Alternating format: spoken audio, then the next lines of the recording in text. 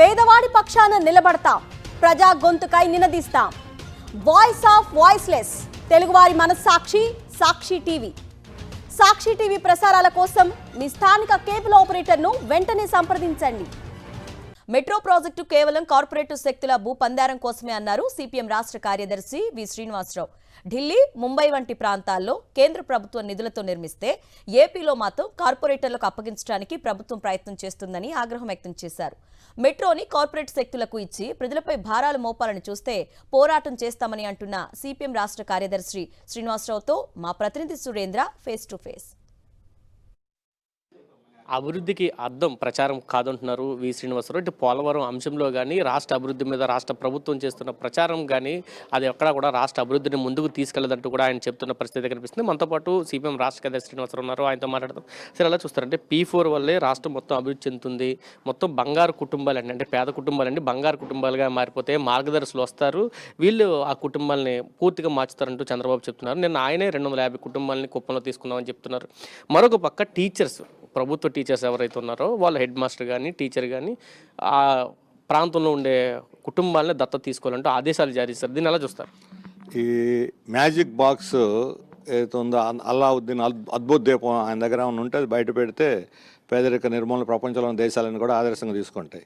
సంపన్నులు పేదవాళ్ళని ఉద్ధరించాలనేది ఇప్పుడు కాదు, 300-400 సంవత్సరాల నుంచి నడుస్తూనే ఉంది. యూరోప్లో నడిచింది, భారతదేశంలో నడిచింది, గాంధీ గారు చెప్పారు, అనేక మంది చెప్పారు. ఎవరు ఏ సంపన్నుడు దయతోటి ఏ పేదవాడిని ఆదుకోలేదు, పైగా వీళ్ళంతవరకు దోచుకుంటూనే ఉన్నాడు. మెట్రోకి సంబంధించి ఒక కీలకమైన ప్రకటన చేసింది రాష్ట్ర ప్రభుత్వం. విజయవాడ, విశాఖ 2 చోట్ల కూడా మెట్రోలు నిర్మిస్తున్నాం, దాదాపు 20,000 కోట్లు 2 చోట్ల కలిపి ఖర్చు అవుతుందంటూ చెప్తున్నారు. కేంద్ర ప్రభుత్వం 20%, మిగతా 60%, రాష్ట్ర ప్రభుత్వం 20%, మిగతా 60% కూడా కార్పొరేషన్ బ్యాంకుల నుంచి లోనులు తీసుకొస్తాం, కేంద్రం షూరిటీగా ఉంటుందంటూ చెప్తున్నారు. ఎలా చూడాలంటే కేంద్రం ప్రత్యేక హోదా మనకి ఇచ్చినప్పుడే, అంటే ప్రత్యేక హోదా విభజన హామీల్లో ప్రధానంగా మెట్రోని దానికి సంబంధించి కేంద్రమే పూర్తి బాధ్యత భరించాలి. అప్పుడు ముంబై కానీ లేకపోతే ఢిల్లీ కానీ ఇతర ప్రాంతాల్లో మనం చూస్తున్నాం అదే అమలు చేస్తున్నారు. కానీ ఇక్కడ మాత్రం పూర్తిగా కార్పొరేట్లు ప్రైవేట్కి ఇస్తామంటూ చెప్తున్నారు. అసలు విభజన హామీల్లో ఏదైనా సరే కేంద్ర ప్రభుత్వం ఒక్కటన్నా అమలు చేసిందా? ఇప్పటివరకు కడప ఉక్కు ఫ్యాక్టరీ లేదు, రాజధాని నిర్మాణానికి నిధులు ఇవ్వలేదు, అవి కూడా లోన్లే ఇప్పిస్తుంది 50 ఏళ్ల పాటు మనం కట్టుకునేటట్టుగా. పోలవరానికి నిర్వాసులకు డబ్బులు ఇవ్వట్లేదు. దేనికి?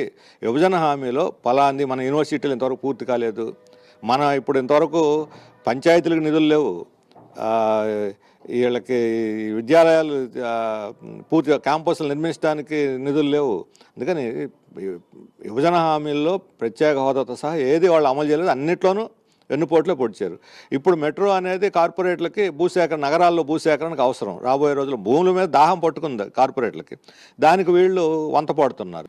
ఇది చెప్తున్నారు. ఇటు P4 మీద ప్రభుత్వానికి ఒక అవగాహన లేదు, రోజుకు ఒక మాట మాట్లాడుతుంది P4 మీద అంటే చెప్తూనే, మరొక పక్క మెట్రో కూడా భూ పందిరం జరుగుతుంది, కార్పొరేట్లకి ధారాదత్తంగా ఫ్రీగా ఉచితంగా భూములు దోచుకోవడానికి ఈ మెట్రో అనేది ప్రభుత్వం తీసుకొస్తుంది, దీన్ని కూడా తమ వ్యతిరేకిస్తున్నట్టు చెప్తున్నారు. ప్రజల అవసరాలకు ఏదైతే అవసరం ఉందో అంతవరకు నిర్వహించాలి తప్ప కార్పొరేట్ల కోసం కాదు అంటూ కూడా ఆయన తెగేసి చెప్తున్న పరిస్థితుంది. మరొక పక్క లూలుకు సంబంధించి కూడా అత్యంత విలువైన ఆర్టీసీ స్థలాన్ని కార్పొరేట్ సంస్థకి ఇవ్వడం కూడా సరైనది కాదు, దీనికి ఇస్తే కనుక అటు ఆర్టీసీ యూనియన్ల ఆందోళనతో పాటు తాము కూడా పోరాటానికి దిగుతామంటూ శ్రీనివాసరావు చెప్తున్న పరిస్థితి కనిపిస్తుంది. కెమెరా పర్సన్ వంశీతో కలిసి సురేంద్ర, సాక్షి టీవీ, విజయవాడ నుంచి.